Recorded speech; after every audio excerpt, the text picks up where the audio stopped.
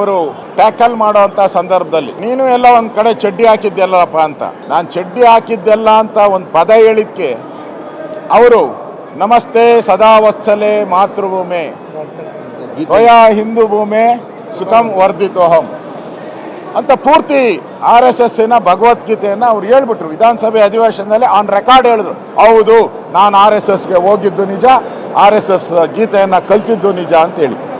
ಇವತ್ತು ರಾಷ್ಟ್ರೀಯ ನಮ್ಮ ನಾಯಕರು ಅದಕ್ಕೆ ಟ್ವೀಟ್ ಮಾಡಿದ್ದಾರೆ. ಒಟ್ಟಿನಲ್ಲಿ ಕ್ರಾಂತಿ ಅಂತೂ ಆಗುತ್ತೆ, ಅದು ಯಾವಾಗ ಆಗುತ್ತೆ ಹೇಗಾಗುತ್ತೆ ಅನ್ನೋದು ಗೊತ್ತಿಲ್ಲ.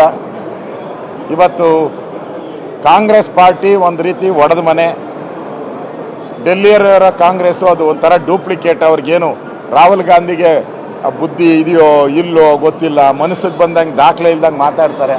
DK ಶಿವಕುಮಾರ್ ಅಲ್ಲ, ಯಾರೇ ಕೂಡ RSS ಅನ್ನು ಬೆಂಬಲಿಸಬೇಕಾದಂತ ಸ್ಥಿತಿ ಇದೆ. ಇವತ್ತು 100 ವರ್ಷದಲ್ಲಿ ವ್ಯಕ್ತಿ ನಿರ್ಮಾಣದ ಕೆಲಸವನ್ನ 1925ರಲ್ಲಿ ನಾಗ್ಪುರದಲ್ಲಿ ಪ್ರಾರಂಭ ಆಗಿರ್ತಕ್ಕಂಥ RSS ಇವತ್ತು ದೇಶವ್ಯಾಪ್ತಿ ದೇಶಭಕ್ತರನ್ನ ನಿರ್ಮಾಣ ಮಾಡ್ತಾ ಇದೆ.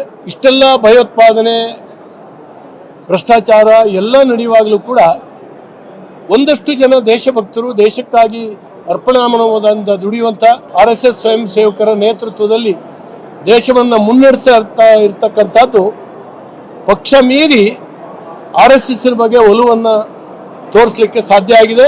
ಕಮ್ಯುನಿಸ್ಟ್ ಬಗ್ಗೆ ರಿಸರ್ಚ್ ಮಾಡಿದ್ದೀನಿ, ಜನತಾದಳದ ಬಗ್ಗೆ ರಿಸರ್ಚ್ ಮಾಡ್ತಾ ಇರ್ತೀನಿ, BJP ಬಗ್ಗೆ ರಿಸರ್ಚ್ ಮಾಡ್ತೀನಿ, RSS ಬಗ್ಗೆ ತಿಳ್ಕೊಂಡಿದ್ದೀನಿ. ಕೆಲವು ಸಂದರ್ಭದಲ್ಲಿ ಅನೇಕ ಸಂಸ್ಥೆಗಳಲ್ಲಿ ಕೆಲವು ಒಳ್ಳೊಳ್ಳೆ ಗುಣಗಳೆಲ್ಲ ಇರ್ತದೆ, ಅದನ್ನೆಲ್ಲ ಗ್ರಾಪ್ ಮಾಡ್ಬೇಕಲ್ಲ. ನೋಡಪ್ಪ, ಅದು ಟ್ವಿಸ್ಟ್ ಗಿರಾಕಿ. BJP ಮಾಡ್ತಾ ಇರೋದು ರಾಜಕಾರಣ. ನಮ್ಮ ಸರ್ಕಾರ